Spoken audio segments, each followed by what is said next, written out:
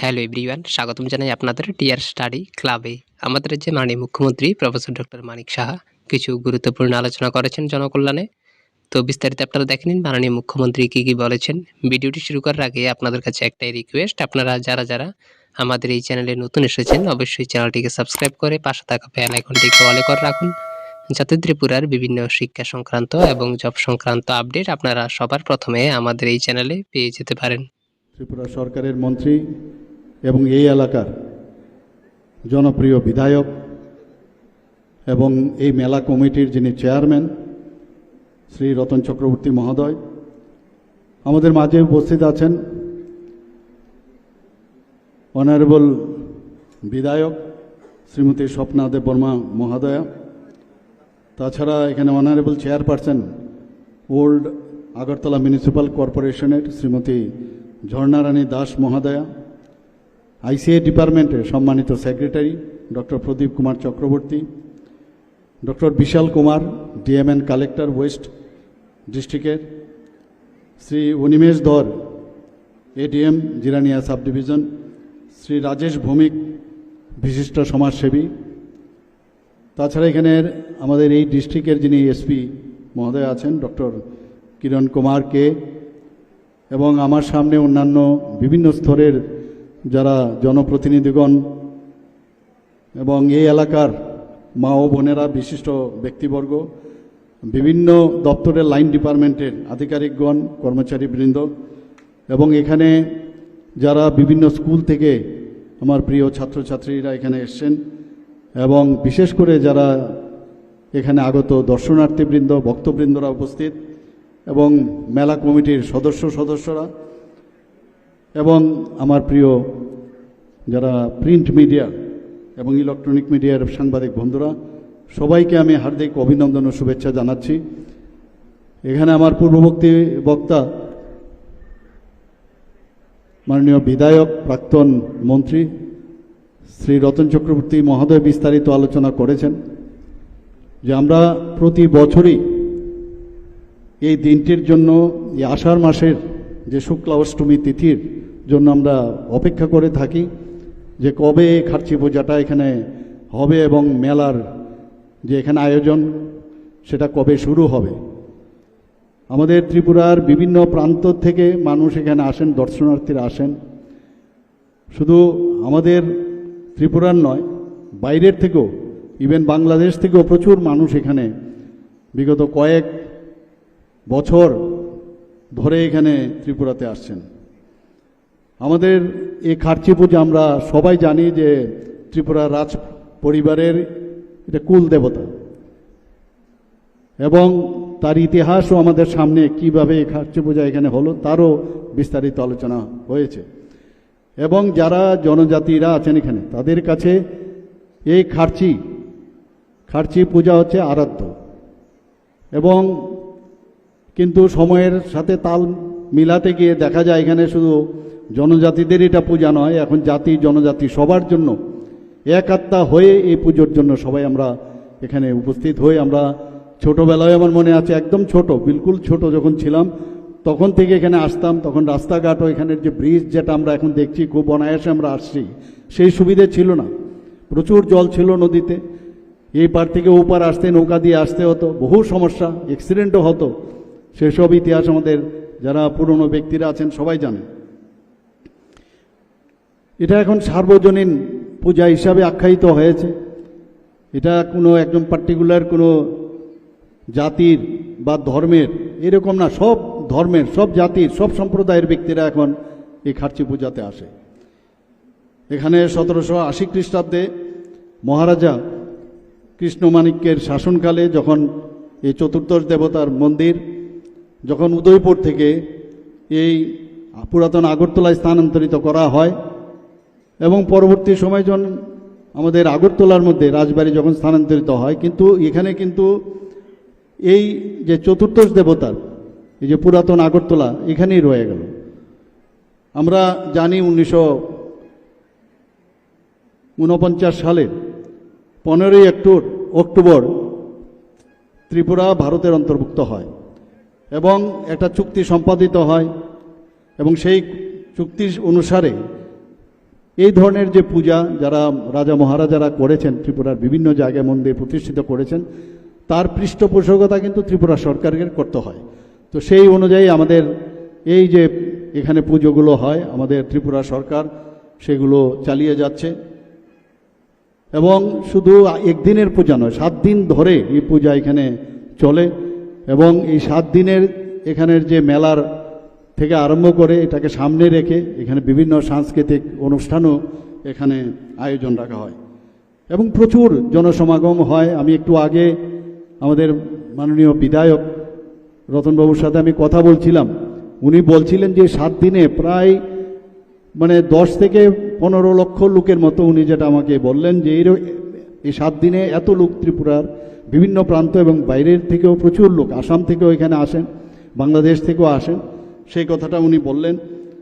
এখানকার যে আমাদের যে পুরোহিত, এখানে অনেকে আমরা কিন্তু যে পুরোহিত আমরা গতানুগতিকভাবে আমরা জানি, এখানের পুরোহিতদের চন্তাই বলে ডাকা হয়। তো চন্তাই যারা, ওনারা এই পুজোটা করে থাকেন। এবং এখানে যে আমাদের 14 দেবতা, আমার পূর্ববর্তী বক্তা পুরো কোন কোন দেবতাদের এখানে পুজো হয় তার বিস্তারিত এখানে আলোচনা করেছেন, আমি আর এই বিষয়ে যাচ্ছি না। কিন্তু এখানে একটা বিশেষ যে বিষয় সেখানে হচ্ছে এই যে চতুর্দশ যে দেবতারা আছেন তাদের কিন্তু পূর্ণবয়ব কিন্তু মূর্তি নেই, তাদের খালি মস্তক মূর্তি এখানে আছে, আমরা সবাই জানি। এবং নিত্য যে পূজিত হয় তার মধ্যে মহাদেব, উমা এবং হরি, এই 3 দেবতা দেবীদের পূজা হয় প্রতিদিন। কিন্তু আজকের দিনে অর্থাৎ আষাঢ় মাসের যে এই শুক্লা অষ্টমী তিথিতে এই 14 জন যে দেবতারা আছেন তাদেরকে সেই বের করে তাদেরকে পূজা করা হয়। এবং আমরা আজকে যে এখানে পূজার যে আসল উদ্দেশ্য, এবং এতে করে আমাদের যে এখানে যত আমাদের কোনো যদি পাপ করে থাকি আমরা, সেই পাপগুলো মোচনের জন্য এই খার্চি পূজা, এই বিষয়ে আলোচনা হয়েছে। এবং আমরা জানি আমাদের ত্রিপুরার মানুষ কিন্তু অত্যন্ত ধর্মপ্রাণ মানুষ। আমি যখন বাইরে আমি থাকতাম পড়াশোনার সুবাদে, আমি অনেক জায়গায় অনেক আশ্রমে যখন আমি যেতাম, যখন বলে সেখানে মহারাজাই হোক বা যারা ওই আশ্রমের সাথে জড়িত, যখন শুনে ওরা যে আমি ত্রিপুরার থেকে এসেছি, আরে বলছে আরে আমরা তো ত্রিপুরায় গেছি, ওখানকার মানুষ তো অত্যন্ত ভক্তিপ্রিয় মানুষ, এখানে ভগবানের প্রতি প্রচণ্ড ওনারা যেভাবে পূজা অর্চনা করেন আমাদের জানা আছে। তো খার্চি পুজো একটা শুভ শক্তির একটা পুজো এবং সুখ সমৃদ্ধির যে খার্চি পূজার, যদি আমরা এখানে ঠাকুরের কাছে প্রার্থনা করি, আমাদের নিজেদের তো হবেই সুখ সমৃদ্ধি, আমাদের রাজ্যেরও কিন্তু সেই সুখ সমৃদ্ধি আসবে এবং রোগ শোক থেকে এখান থেকে মুক্তি পাওয়া যায়। সমাজের যে মঙ্গল কামনার যে বিষয়, সেটা কিন্তু এই খার্চির যে দেবতারা আছেন তারা কিন্তু এখান থেকে কিন্তু ভাইব্রেট হয়ে সেখানে সমস্ত ত্রিপুরাতে সেটা ছড়িয়ে দেয়। আমরা ত্রিপুরা সরকার ওনাদের আশীর্বাদ আমরা প্রতিনিয়ত আমরা নিই, সমস্ত ত্রিপুরাবাসীও সেই আশীর্বাদ নেয়। আমরা যে এই উৎসবকেও কেন্দ্র করে এখানে বিভিন্ন এখানে বলা হয়েছে, বিভিন্ন আমাদের যে লাইন ডিপার্টমেন্টের এখানে ওনাদের স্টলও এখানে লাগিয়েছেন। আমি ভিতরে ঢোকার সময় দেখলাম, বাইরেও আমি দেখেছি অনেক জায়গায় যে এখানে স্টল, তাদের যে বিভিন্ন উপাদান নিয়ে এখানে বসেছেন সেগুলো আমাদের চোখে এসছে। এবং একটা এই মেলাকে সামনে রেখে একটা ভাব যে বিনিময়, সেটা কিন্তু এখানে হয়। এবং আমাদের যে ভালোবাসা এবং সাংস্কৃতিক যে মেলবন্ধন, সেই মেলার মাধ্যমে কিন্তু সেটা আমরা পাই। এবং আমাদের মধ্যে যে ভ্রাতৃত্ব যে বোধ, সেটাও কিন্তু জেগে ওঠে, যে কোনো মেলাই হোক। এবং প্রতিটা মেলারই কিন্তু একটা আলাদা তার একটা রূপরেখা আছে, এক এক জায়গায় এক এক রকম। এবং আমি আশা করি আমাদের যে ঐতিহ্য পরম্পরা, তার একটা এই মেলাকে সামনে রেখে তার একটা ব্রিজ, আমি বলবো একটা সেতু বন্ধন। এবং এখানে আমার পর্যটন মন্ত্রী মহোদয় আছেন, এখানে উনি পর্যটনকে নিয়ে অনেক চিন্তা ভাবনা করছেন, আমার সাথে প্রায়শ কথা বলেন। এবং আমরা চাইছি যে এখানে রিলিজিয়াস যে টেরোরিজম, সেটাকে যাতে আরে বাড়ানো যায়। আমরা এই চতুর্দশ দেবতা যে বাড়ি, সেটাকে আমরা রিলিজিয়াস যে একটা পর্যটন যে কেন্দ্র, সেটাকেও আমরা আমাদের যে ক্যালেন্ডার তার মধ্যে আমরা ঢুকিয়েছি। আজকে এখানে জাতি জনজাতি আমরা সবাই মিলে আমরা ত্রিপুরাতে এখন মিশ্র মানে যারা ভাষাভাষীর লোক এবং মিশ্র যে সংস্কৃতি সবার এখানে আমার মনে হয় এটা একটা মিলন ক্ষেত্র এবং সব ধর্ম বর্ণ সম্প্রদায়ের মানুষের এখানে সমাবেশ যে কারণে হয় এবং পারস্পরিক যে আদান প্রদান একটা সেই আদান প্রদানের মধ্যে একটা ফিল্ড এর মধ্যে তৈরি হয়। তাছাড়া এখানে আমি একটু আগে যেটা বললাম যে এখানে প্রচুর যারা ব্যবসা সংক্রান্ত বহু স্টল এখানে লাগিয়েছে, তাতে করে অর্থনীতিরও কিন্তু একটা বিশেষ একটা মানে স্থান এখানে আছে।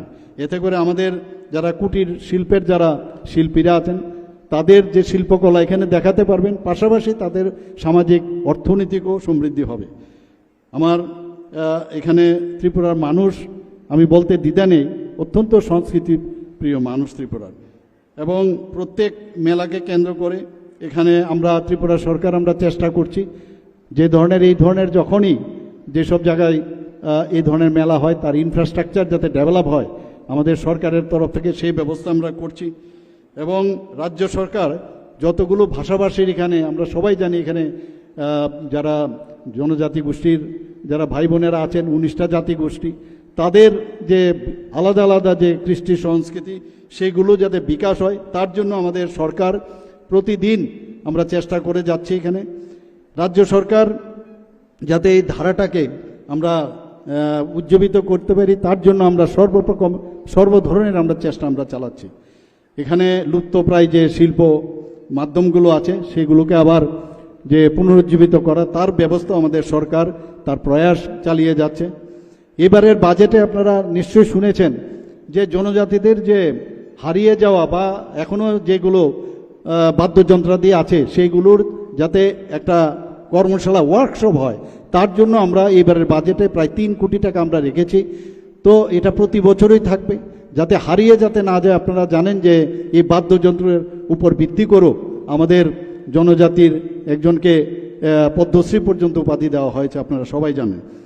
আমরা গত 26শে জানুয়ারি আমরা সবাই জানি যে এই খার্চি পূজাকে সামনে রেখে তার যে থিম সেই থিমকে সামনে রেখে গত 26শে জানুয়ারি আমাদের সবাই জানেন যে দিল্লিতে যে কর্তব্য পথের মধ্যে যে টেবলু বেরোয় সেখানে এই থিমকে রেখে আমরা সারা ভারতবর্ষের মধ্যে দ্বিতীয় স্থান লাভ করেছি বন্ধুগণ, সবাই আপনারা জানেন। এবং 9 এপ্রিল আমরা চাইছি যে সমস্ত ধরনের জাতি জনজাতি যাই হোক আমরা সবাই যেন এই যে আমাদের সংস্কৃতিগুলো সেগুলো কোনো অবস্থায় যাতে হারিয়ে না যায়। আমি আমাদের আইসিএ ডিপার্টমেন্টের সেক্রেটারি মহোদয় এবং ওনার টিমকে আমি বারবার বলেছি পুতুল নাচ আমাদের কিন্তু হারিয়ে যাচ্ছে।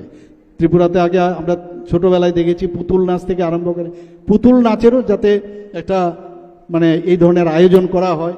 আমাদের কিছুদিন আগে 9 এপ্রিল 2025-এ ধর্মনগরে আমাদের এখানে কিন্তু যাত্রা আমরা যখন ছোটোবেলায় আমরা দেখতাম এখানে বাইরের থেকে পর্যন্ত আসতো এখানে ত্রিপুরার নিজেদের তো যারা যাত্রার সাথে যুক্ত ছিল এবং এই যাত্রার মাধ্যমে কিন্তু আমাদের জীবনযাত্রা যেটা আমাদের অনেক কিছু মানে বলা যায় না, কিন্তু যাত্রা নাটক এর মাধ্যমে কিন্তু মানুষের যে জীবনযাত্রা সেই যে দর্পণ সেই মিরর হিসাবে সেটা কিন্তু চলতো, সেইগুলো হারিয়ে যাচ্ছে।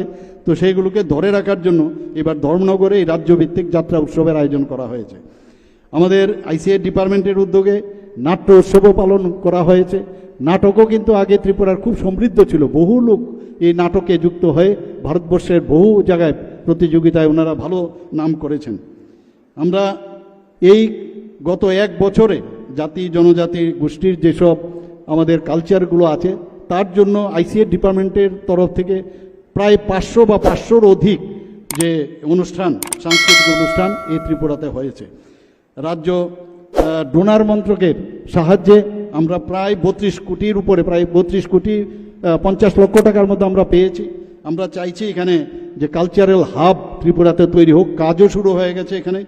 তাছাড়া এখানে আপনারা সবাই জানেন যে national school of drama, Lalit কলা একাডেমি, সঙ্গীত নাটক একাডেমি, সাহিত্য একাডেমি এবং সেইগুলো কিন্তু ত্রিপুরাতে আছে। অর্থাৎ সংস্কৃতিকে কিভাবে ধরে রাখতে হবে এগুলো ভারতবর্ষের মাননীয় প্রধানমন্ত্রীজি উনি বারবার বলছেন যে সংস্কৃতির মাধ্যমে কিন্তু আমাদের মেলবন্ধন এবং আমাদের মধ্যে যে ডিফারেন্স মাঝে মাঝে হয় সেই ডিফারেন্স থেকে আমরা বাঁচতে পারবো।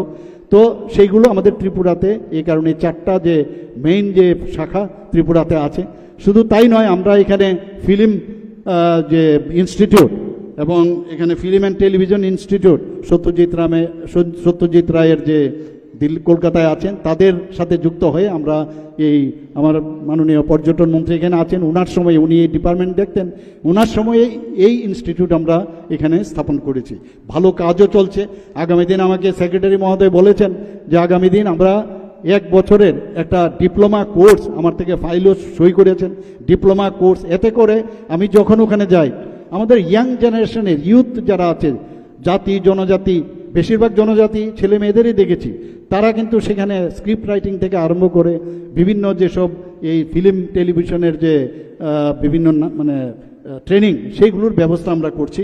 আমরা আশা করি যে মানুষ আমাদের সাথে আছে এবং এই ধরনের ফেস্টিভ্যাল থেকে আমরা অনেক কিছু আমরা পাবো এবং তার যে ধারাবাহিকতা সেটা আমরা নিশ্চয়ই আগামী দিন আমরা সেটাকে ধরে রাখবো সবার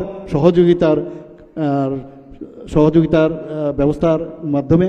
এবং আমি আবার এখানে যারা উপস্থিত হয়েছেন মঞ্চে এবং মঞ্চের নিচে যারা উপস্থিত আছেন, আজকের এই খার্চি উৎসব ও তার যে প্রদর্শনী সেই উপলক্ষে হার্দিক অভিনন্দন শুভেচ্ছা জানিয়ে আমার কথা বলা শেষ করছি। নমস্কার, জয় হিন্দ।